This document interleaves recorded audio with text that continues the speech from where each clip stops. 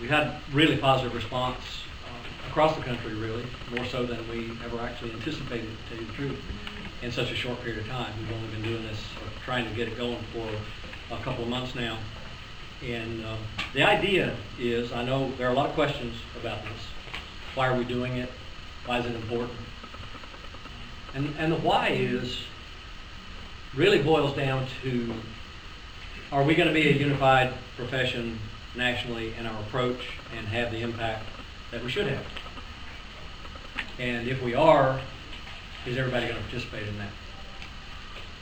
I was asked, is it going to increase our dues? Well, technically it doesn't increase the Maryland dues, but it adds to what you pay if you're not a member of NSPS already. If you are a member of NSPS already, then it obviously dramatically reduces your dues. Currently, the NSPS dues are $225 per year. Under this new proposal, NSPS dues will be $40 per year for members who are in a 100% membership state, which means that all the members who are full, regular, licensed, whatever category you have for those of us who hold a license,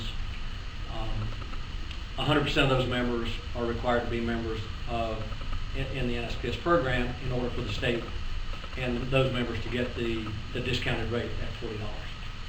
There is an option that other members in the state could also participate. Some states have included their associate members. Some have included their life members who don't pay state dues, but they would pay the national $40. Some people have their retired members added on. The memorandum of understanding that's being used is a prototype, really, and each of the states that have signed it have changed a little bit of the language to suit their own purposes, not dramatically, but enough to make things work for them. Question has come up about the ones of us who are members in more than one state, like me. I'm a Virginia member, I'm a Maryland member, I'm a DC member. And the concept is that each of us would become an NSPS member through the 100% program in our state of residence. So for me, that would be Virginia. We have had a couple of situations where the state has had the desire to include their non-resident members. And so we created a mechanism within that memorandum of understanding that would allow that to happen, but it has some caveats to it. For example, if you are an out-of-state or a non-resident member at the time the memorandum of understanding is signed, you can enter the program even though you're not a resident of that state. However, if you don't sign on at that date, you can't come in later and jump ship, so to speak, from one state to the other, because there's a stipulation that to do that, you would not have been allowed to be a member of a different state association within the last 3 years. So, take me for example, if I decided I wanted to come in through Maryland, I wouldn't be allowed to do that because I'm a member of Virginia and have been for the last 3 years, plus 30 or so. Maybe 40 by now. I don't know, I'm getting old, I forget how many years it's been. But the idea is to create a stronger base for the profession of surveying in our ability to have influence on issues that affect us, in particular at the national level. I was just talking to Barry at the table about, some people ask me sometimes, how is it that those floodplain determination people were able to convince FEMA that it's okay for them to file letters of map amendment, which they are allowed to do. They're not allowed to do the professional work, but they're allowed to actually fill out the form and file the application for the owners. How did that happen? They unified. They pooled resources. They put the money, really, behind what it takes to have influence and have the ability to go in front of people and talk to them and say, we represent this constituency, and that constituency has this opinion. It's an entirely different thing to go before an agency or a legislator and talk about issues that affect us as surveyors and say, we represent all the surveyors in the United States, which is true, we do.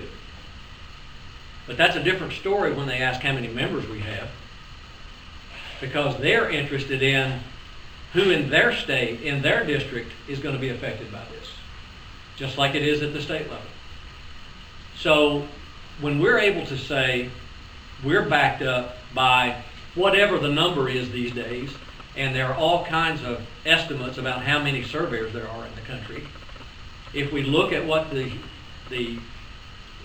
state societies have provided in terms of their memberships, we're talking 40,000 people, 35,000 people, something like that. According to the National Bureau of Statistics, there are approximately 51,000 surveyors in the country right now. I don't know if that's true, but that's the number they give.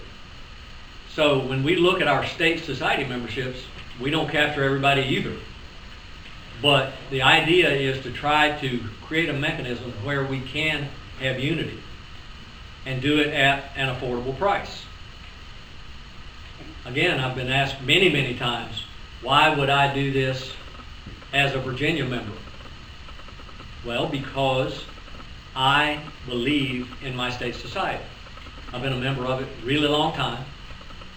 I trust what they do. I believe in what they do. And I'm not going to not be a member of that state society for an extra 11 cents a day. I'm just not. And that's what it boils down to for the national dues. If we're at 100% state, it's 11 cents a day. My opinion is, and of course I'm a bit biased, but I am a surveyor, and my opinion is that we need that representation.